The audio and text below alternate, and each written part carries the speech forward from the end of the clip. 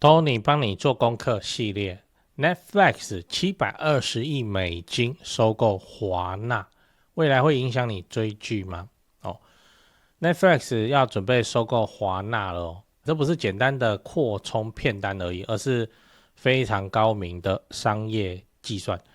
你看完这支影片大概就会知道我在讲什么了。嗨，我是电商 Tony 陈觉得商业世界做生意等等的套路太复杂太遥远吗？欢迎收看 Tony 帮你做功课，我就不讲大道理了就带你一起吃瓜看门道，让你的口袋顺便多赚一点钱。这样，那就让我们开始吧。我们上一集讲了小红书被禁那这次我们来讲 Netflix 能成功收购华纳吗？这次我们来讲一个之前炒得蛮凶的新闻，也跟我们台湾人息息相关，就是 Netflix 想要收购华纳了，本来都要谈好了。结果现在出现一个程咬金派拉蒙跑出来说，我出价更高，你要整个卖给我这样。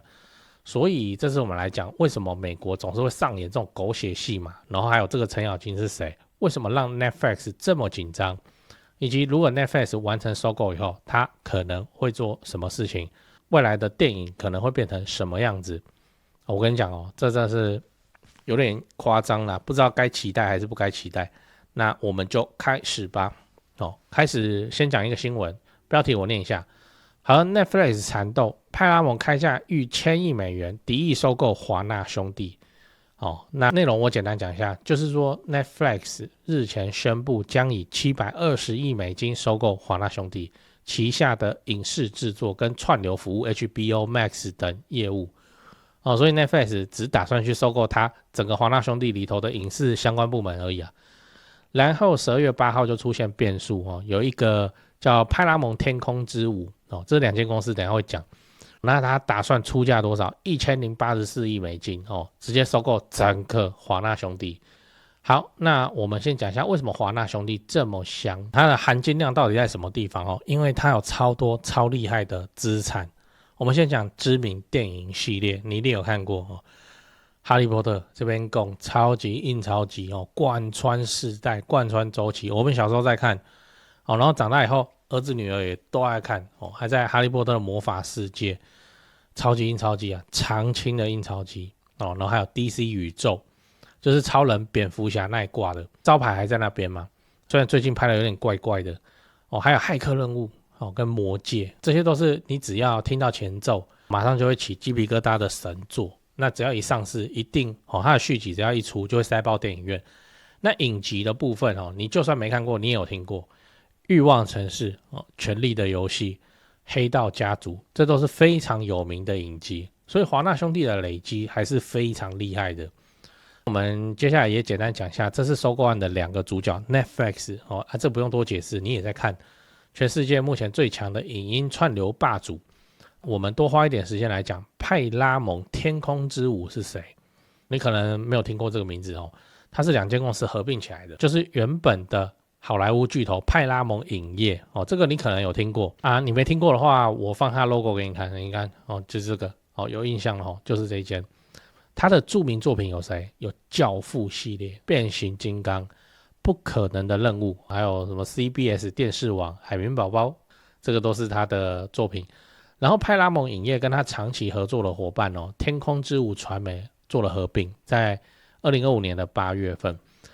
天空之舞传媒是一间电影制作公司，是专门拍好莱坞大片的像是捍卫战士、独行侠不可能的任务系列，这都是他们拍的。然后要补充一下这间公司的 CEO 是谁CEO 是大卫艾利森他是谁不重要，重要的是他爸爸是谁。美国也在拼爹都是这样的。他爸爸是赖瑞艾利森甲骨文甲骨文的创办人，所以他们家超级有钱，有钱到足够把整个华纳兄弟都整个吃下来这样然后赖瑞艾利森他亲川普这等一下会讲到。所以这个剧本长这样，就 Netflix 是那个白手起家很会赚钱的穷小子，然后派拉蒙天空之舞就是富二代，产业界的富二代。现在两个人共同都在追求华纳兄弟这个风韵犹存的熟女，这样讲熟女应该没问题这个都超过100年了。那再来你要知道为什么 Netflix 要收购华纳，那我们也来聊一下他当初为什么要去收购华纳这件事情，他想要达到的目的是什么？我们先讲几个你可能听过的来，第一个就是解决内容的困境。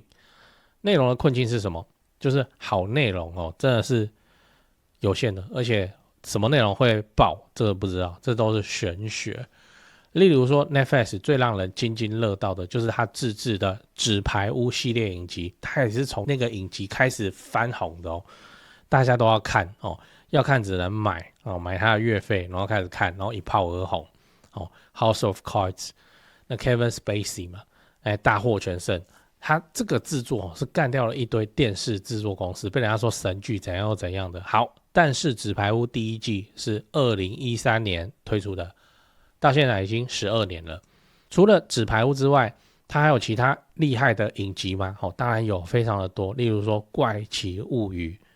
怪奇物语才大结局而已在跨年前大结局黑镜毒枭等等，都是非常好看的影集我特别喜欢毒枭这部电影，但也就是这几部而已我要表达的是，就算 Netflix 花了大价钱去自制影集，还是没有办法海量的做出好内容。而且讽刺的是，以前的影集更好看。你看我划线的地方截至第3季末，其电视节目需求中仅有 33.8% 是来自过去12个月内播出的新剧，那过去6个月内播出的新剧仅占比 21.9%。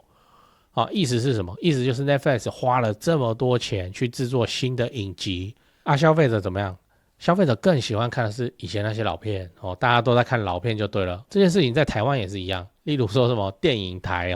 你有看过吧？不然你先去把它打开是不是还看得到周星驰，还在大话西游之类的？好来，大话西游什么时候的电影？1995年，到现在都30年了还在播然后是不是你转到的时候还是要看一下然后那些台词已经看到都会背了，还是要看所以真的大家都这样全世界都这样那对 Netflix 来说，这个就是一个蛮致命的问题我每年花那么多钱去拍电影拍影集，然后为了要接地气，我还特别跑去世界各国的电影制作去跟他们合作我投资你，你去拍，我也不会过问，我也不会指手画脚，你去拍你想拍的内容拍本土化的影集。我们台湾有被投资像华灯初上这就是 Netflix 投资拍的，茶金这等等都是。然后 Netflix 那后台数据一看，就刚刚那个新闻奇怪，为什么都是老片的播放次数更高啊？那是怎么回事啊？那我刚刚拍此时对他来讲，与其花大价钱去投资去拍新的电影，也不知道会红还是不会红我是不是直接买人家的老片片单来播就好了嘛？对不对？反正我打不过，那我就加入嘛，才会有这一桩收购案。这个应该也是你比较常听到的版本那我也来讲一个我思考的暗黑版本暗黑版本就是说 Netflix 想要让好内容可以流水化生产在拥有 WBD 的完整片库以后， Netflix 就可以用它来训练 AI 模型找出好莱坞的成功电影剧本，就是说爆款电影有没有公式这件事情这边我提一下我讲的电影剧本不是你知道的那个狗血剧本什么主角遇到一个大事件，人生被打击怎样又怎样，遇到一个导师带他，最后他就觉醒了暴气打败坏人，然后嘴巴里面喊着友情什么有没的，不是这种剧本，而是说像我们看 YouTube 影片的时候，你会看到这个像心电图的东西嘛，对不对？你去拖动那个进度条，你在一些播放量比较大的影片底下都会有这个东西是什么？这东西就是最多观众拉回去回放的地方换句话说就是观众身体力行去打标签打出来的这一支影片的精彩时刻嘛好，那今天 Netflix 买了华纳兄弟以后，他就可以拥有华纳兄弟这100年来头制作的优质影片，利用这个算法去找出各种类型影片的精彩时刻是什么嘛例如我乱讲恐怖片是有公式的恐怖片的公式就是要在第5分12秒的时候要出现一个吓人的画面，每7分钟要出现一次，但是连续出现5次以后要休息10分钟然后镜头语言要怎样，怪物要从画面的左边出来还是右边出来，那时候的色调应该要是怎么样，就是可以透过 AI 算出这么惊人的东西把那个爆款影集的公式都给列得明明白白。这套技术Netflix 目前应该也逐渐都在掌握。那个纸牌屋就是这样来的纸牌屋的拍摄非常的科学，不是说我觉得这个会红我们就来拍不是经过缜密的计算，发现美国人对这种政治剧其实很喜欢看然后都要形容剧情的张力什么有的没的，然后就把它拍出来一炮而红。可惜的是后面也不好复制，所以这都带有玄学的成分。YouTube 应该自己也没有掌握这个能力就是爆款公式爆款影集的能力。为什么？因为他没有要自己做自己的内容他没有说要投资什么然后自己拉一个 YouTube 的 Netflix 之类的好，那我们讲回来也就是说对 Netflix 来说，收购华纳兄弟并不仅仅是增加片库资源这么简单而已，而是它在未来可能可以掀起一个影视的大革命。例如说以后可以不用有导演也不用有编剧，反正剧本就让 AI 按照爆款电影爆款影集的公式去想嘛，然后写出来的剧本超级厉害超级精彩影片只要叫演员来拍照，全身拍一遍，正面侧面360度全部拍一遍，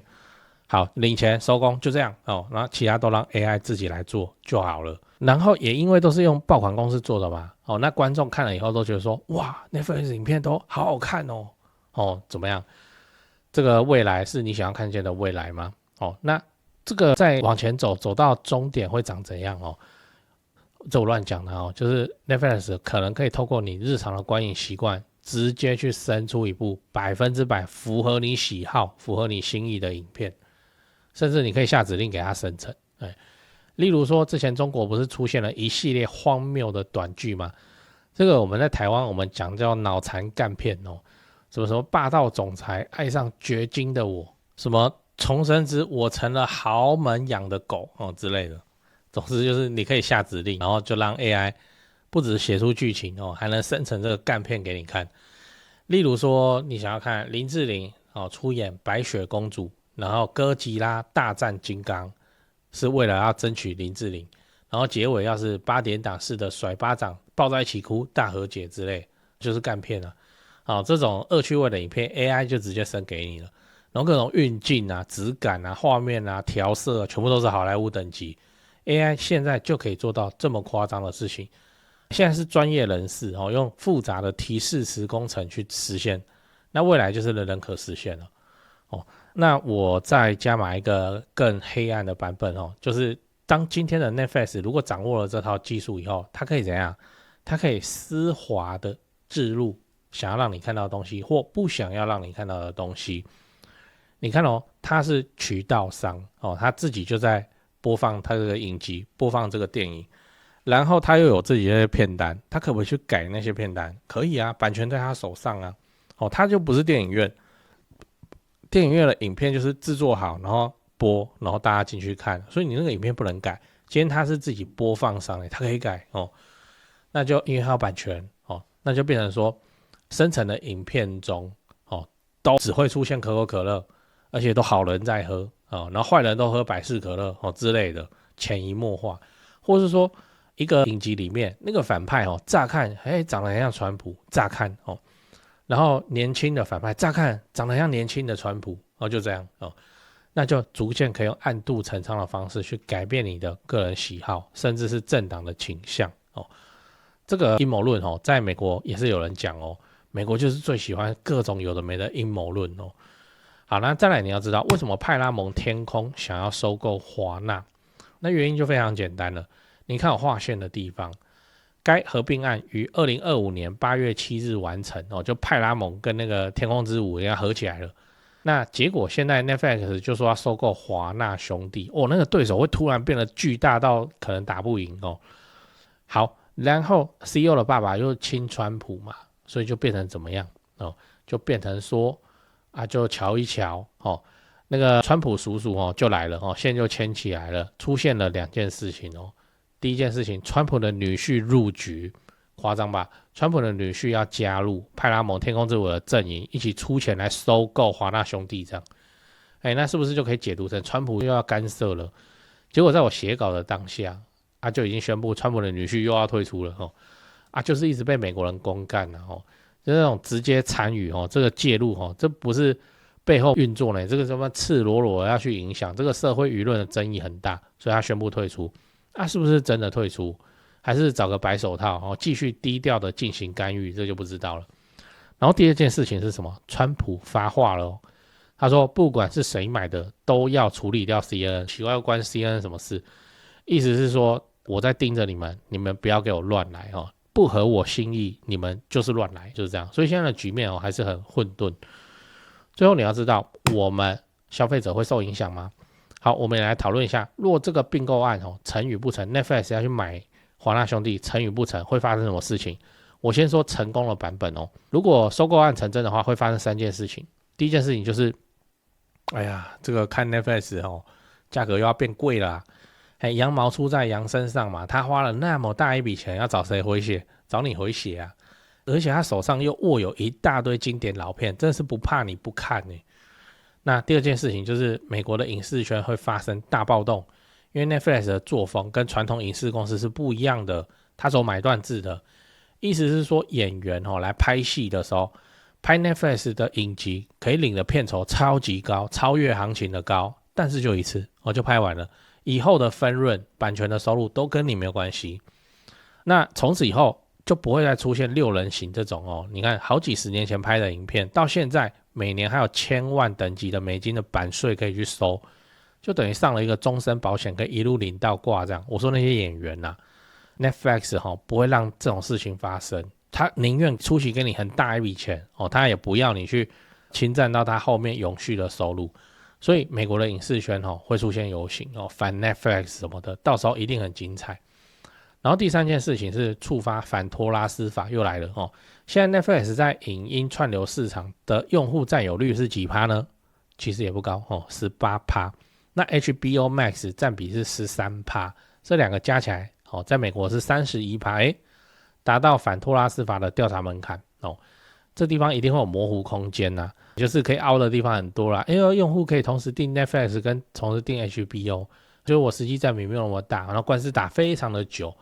例如说 Google 之前的反托拉斯的那个调查案嘛，2020就开始打啦，中间还完整经历一任美国总统拜登到2025才打完所以对 Netflix 的影响，我个人认为反托拉斯是还好但我相信他们内部一定都先做好准备了。以上是成功的部分那如果这起收购案失败会怎么样不会怎样，就是继续马照跑舞照跳，这样日子继续过，只是 Netflix 失去了一个大幅发展的好机会。我会说这个对于世界各地的影剧工作者来说，这个并购案失败对工作者才是好事情你看他花870亿美金去买如果他不买的话，这些钱会撒在世界各地继续养活那些影剧公司嘛，对不对就是这样。那我们就拭目以待吧，也欢迎在留言区下注你比较看好谁看这个并购案到底是成功还是失败。好，那今天就先分享到这边，给你做个参考。你有其他想法的话，欢迎底下留言讨论，我都会看。那如果你想看到我分享更多生意场背后的暗黑逻辑，我也开了 YouTube 的频道会员，欢迎你刷卡加入，用钱支持我，让我可以投入更多的钱，把功课做得更加深入，帮你把那些复杂的生意场逻辑套路拆解清楚，拍给你看。讲八卦讲八卦。我今天整集都在讲说 Netflix 嘛，影剧生意嘛这个跟电商也很有关系，因为这个就是网络的成交的行为你就是刷个信用卡，然后你就在那边看了，它也不用物流了，对不对？那我一直想要看到的商业模式是什么？是置入，而且要是高明的置入。你都在影剧了，这个市场那是天然适合置入的地方而且现在有 AI 的技术来助攻，是很有机会打开新的广告市场的。那打开新的广告市场，又能降低影剧的制作成本这叫何乐而不为我乱讲比方说台湾的浪漫爱情电影青春恋爱喜剧好了，男主角跟女主角在50栏排队等饮料的时候擦出爱情的火花，对不对？这个就融入剧情又不突兀又广告了50栏，又顺理成章的达成这个广告效果，你也不会有那个被置入的感觉这个就是高明的置入。我就是想要看到这种高明的置入广告大行其道，要大行其道哦，要到什么程度？到说会倒逼品牌商、倒逼行销人，他必须要设计广告去融合进剧情里，不能生硬，要更细腻的规划跟呈现才做得到。我举个例子哈，以电商的刚刚讲50兰饮料店嘛，那我们讲电商的商品好了。讲到电商哈，例如说你想象一个影集的画面，就是女主角孤身一人在一个出租套房里面，半夜肚子饿，她就去拆开她的包裹，然后打开微风阿舍干面，那边煮面吃，也不多做介绍就做她的事，就演她的戏，她只是在那边煮个面吃。那观众都眼睁睁看着她把那个微风阿舍干面打开来吃，这不能很刻意啊！他妈微风阿舍干面摆得方方正正给你看，那就是广告了就是融入剧情里面。那观众看，如果他想要是这面看起来蛮香，然后看一下再留意一下微风那我等一下也去吃之类的，就这样想办法完成一方面的置入另一方面要把广告做得好看，做得无缝，做得观感体验很好这才是置入广告的升级。现在已经有了很多啊，只是说观感上明显很不 OK 嘛，现在的露出看起来都十分之刻意啊。我以前也接触过影剧广告的置入，就跟朋友一起弄那我只能说为了拿到品牌商的钱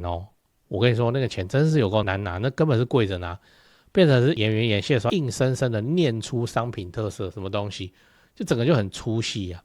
但这没办法，这就是甲方乙方的周旋。现在台湾的影剧制作环境就是说，出钱的人很大拍戏的人很小然后明星又很大工作人员很苦大概就是这样。我想的事情是，就要大行其道大行其道到以后品牌商想要做影剧制作，其实都要去配合那个剧组，配合那个剧情，然后品牌商还是心甘情愿送上钞票，就不会端着他的商品他们一字一句把它念，然后破坏整个观感体验，但是又能够让他的商品可能不止一次出现在这个剧集的片段里面就是这样。而且我们现在 AI 时代有新的广告市场可以被开发出来呢，而且这个开发的规模，这个全球来说应该有100亿到1000亿美金市场的潜力当然我是没有能力制作但我预言一定会出现，甚至已经出现了。而且小团队专业的小团队就可以实现，你要做你拿去做。这个东西我称之为无缝换皮广告在专业术语上这种技术早就有了这叫 DAI，DAI 叫 Dynamic Ad Insertion， 动态插播广告那讲这个技术之前，我们先看一个案例，就是国内创业家有做一个 Podcast 的托管平台嘛，叫 First Story 我想这个就是想制作，现在台湾想要制作 Podcast 的自媒体，第一选择都是用这个啦就托管的事情他帮你办你听不懂托管，这很正常Podcast 超古老的东西。好，就是我们一般认为 Podcast 节目如果有广告，它是怎样？那就是开头的时候直接插入嘛，卖基金卖什么的，就这样插播录制好的广告。请问这个广告跟节目内容有关系吗？没有任何关系。中间段再插入一次，片尾再插入一些，那个比较讲究的就会变成说要插入广告，且它会给你声音渐弱，然后广告的声音也是渐强，这样跑出来把广告念完了以后，广告声音渐弱，然后你的节目声音再渐强再回来，是这样这个听起来比较不会那么生硬。一直以来都是这样YouTube 也是很多啊， YouTube 不是讲一讲突然就插一个广告，跟影片没关系。像九妹不是讲一讲就突然来个发艺金库嘛就是这样，这个在业界称为破口广告。好，那比较高明的做法是什么？我们讲回 Podcast 的市场比较高明的做法就是这个 DAI 动态广告插播技术。 Podcast 的节目假设有分3个地方可以插入，叫做头中尾的话，你知道这个插入广告是可以换的吗？可以把它换掉我举个例子，例如说有一个 Podcast 的节目在2025年的12月1号上档什么叫做高雄的路跑活动那结果现在的时间已经到2026年的1月了路跑活动早就跑完了请问那个广告怎么办？对不对？难道你要后面的人重新去听节目的时候，有一个路好像不错，我要报名，而且过期什么东西，然后都不能改，不是这样。DAI 就可以解这种情况你可以把那个广告换掉，你知道吗？那个站方会帮你换如果你用那个托管平台的话，当然你要自己换也行，那就是你要自己去做托管啊。技术的细节不讨论，总之就是动态广告插播机它是可以换的，广告可以换哦。好，广告的路跑活动过期了，过期以后就把这个路跑活动抽掉，换一个不会过期的保健食品广告之类的，节目都没变，可以这样呢？你知道吗？很屌哦。所以你去听旧的节目，可能会听到现在版本的广告，符合时事的广告，不会过期哦，很屌哦。这个 DAI 技术在 Podcast 的业界已经是应用的很成熟的技术了。这个技术有什么好处？第一，它可以确保广告是紧跟时事的，甚至是有效期的广告可以一直去更新路跑活动嘛。然后它能确保什么？它还能确保说创作者怎么样？不会说一集节目只能卖一次广告就锁死在那边，不会，就可以以后可以一直换。如果你做出了长青的节目，就很有价值的内容。我乱讲中国民间故事。那中国民间故事的话，那个睡前妈妈都会开给小朋友听，然后有广告的部分，你就可以一直，你3年前录的节目，到现在还是每个月有好几万人在播。好，那你可以一直换那个广告，一直换那个广告，去卖那个广告，一直有源源不绝的收入，长期的收入，这对创作者来说也很好嘛，对不对？我是举例说 Podcast 借有这样子 DAI 的广告技术。好，我们眼光从 Podcast 看回 Netflix 影视作品影集这个领域。好，你看到一些长青影片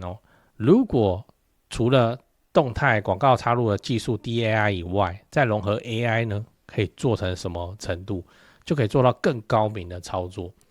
还记得我前面讲的男女主角青春浪漫爱情故事男女主角在50栏等饮料的时候擦出爱情的火花吗？好，那等50栏档期过了以后，透过 AI 技术改完以后，变成什么？变成男女主角是在大院子等饮料，擦出爱情的火花，爽不爽？它一个广告这个广告版位可以卖给50栏，又可以卖给大院子，这做得到啊！现在技术上已经做得到了，也不影响剧情啊。而且同一支影片如果撒在全世界各地去播放，我举个例子当然这个有合适程度的问题嘛，那就给专业的影剧团队、行销团队去评估了。假设这部青春浪漫爱情电影是在美国播放，好，那就把它改成男女主角是在星巴克的柜台等饮料擦出爱情的火花。那如果是在日本播放那就改成在 Lawson 超商的柜台前擦出爱情的火花，对不对？同一支影片的广告版位可以复数的卖给一堆国家的一堆品牌，就来降低影剧制作成本，提高影剧的收入。以前是做不到的真的做不到你看那个以前的业配电影，周星驰不是有吗？很有名啊，我的阿玛尼啊，那个阿玛尼是置入置入到现在30年了，还在阿玛尼，就不能改成我的 LV 啊，不行，因为那个以前拍完就锁死在那边，以前做不到现在有啦，现在有 AI 技术然后再加上什么 Netflix 它自己就是这个平台自己就是渠道了，那个影片也他在播的，然后版权也是他的，他要改就改了，这个商业模式可以跑起来了你思考看看是不是这样反正我对现在的广告都很有意见现在大家是拼命去制作好看的内容，可是中间硬生生插入不好看的广告。那更好的做法应该是什么？应该就是那我们一开始想办法把广告做得好看不就好了吗？无缝镶嵌在剧情里面，去达成广告的效果。不同的国家换成不同的牌子，像那个女主角在台湾就吃微风阿舍干面，在日本又吃她的日清拉面之类。好，同一部影片它可以卖出的广告版位，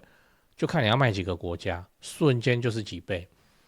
这个商业价值就跑出来了。这也明显比较理想，你说是不是？没什么啦，就是聊一下我所思考到这个 DAI， 然后再加 AI，在现在的影集市场能做什么样子的发挥。